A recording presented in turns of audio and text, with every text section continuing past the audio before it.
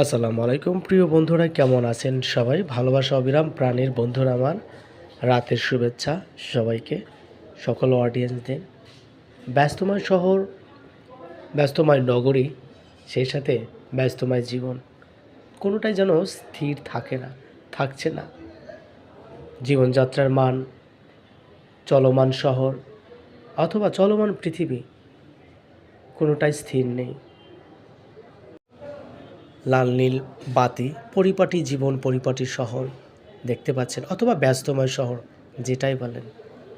এই সব কিছু মায়া মোহ ছেড়ে আমাদের সবাইকে চলে যেতে হবে। জন্ম, মৃত্যু, বিয়ে, তিনটা বিধাতা নিয়ে, এটা সত্য, চিরন্তন সত্য। জন্ম, মৃত্যু, বিয়ে, বিধাতার সৃষ্টি, সত্যির কোনো তুলনা হয় না। সাময়িক পরিচিতি মাত্র আমরা, রূপ, যশ, খ্যাতি, অর্থ করি, কিছু যাবে না আমাদের সাথে। এসেছি খালি হাতে, যাব খালি হাতে।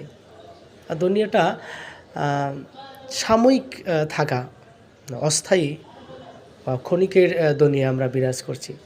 এতটুকু জীবনে সুখ দুঃখ কষ্ট নিয়ে জীবন চলছে, চলবে। আজ আছে, হয়তো কাল থাকবো না, কিন্তু আমাদের পার্থিব জীবনে যদি আমরা কোনো কিছু করে যাই বা ভালো কিছু কাজ করে যাই, হয়তো মৃত্যুর পরেও আমাদের মানুষ স্মরণ করবে। সেটাই তো বলি যে এমন একটা জীবন করো যে জীবনে একটা অর্থ আছে।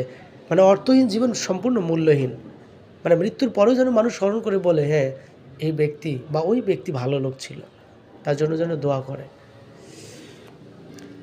রাতের শহর দেখতে দেখতে মনের ভিতরে অনেক আনাগোনা কথা, অতীতের স্মৃতি, অতীতের শৈশবের স্মৃতি, অনেক কিছু মনে পড়ে যাচ্ছে সেই দিনগুলোর কথা।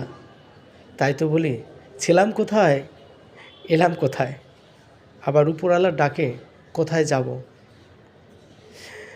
একটু ভেবে দেখলে অথবা নিজের সাথে নিজে একটু কথা বললে বুঝতে পারা যায়। এক কথা বলতে, নিজের বিবেকের সাথে কথা বললে নিজের অবস্থানটা কিন্তু ভালো করে বোঝা যায় যে আমি কোন অবস্থানে বিরাজ করছি। এই জন্যই বলে যে পৃথিবীর সর্বোচ্চ আদালত হচ্ছে মানুষের বিবেক। এটা হচ্ছে সবচেয়ে বড় কথা। নিজের বিবেক যদি বলে হ্যাঁ তুমি সঠিক, তাহলে তুমি সঠিক। যদি নিজের বিবেকের কাছে তুমি ধরা থাকো, তুমি সঠিক না, তুমি ভুল, তাহলে সব কিছুই ভুল। দেখতে দেখতে অনেকটা সময় পার হয়ে গেল। রাতের শহর, ভালোবাসার মুহূর্তগুলো একটু দেখানোর চেষ্টা মাত্র। আমি চাই সকল অডিয়েন্সরা অনেক ভালো থাকুক, সুস্থ থাকুক, জীবনে তারা সফল হোক, এই কামনায় আজকে রাতের মতো বিদায় নিচ্ছি। সবাই ভালো থাকবেন, সুস্থ থাকবেন। আল্লাহ হাফেজ।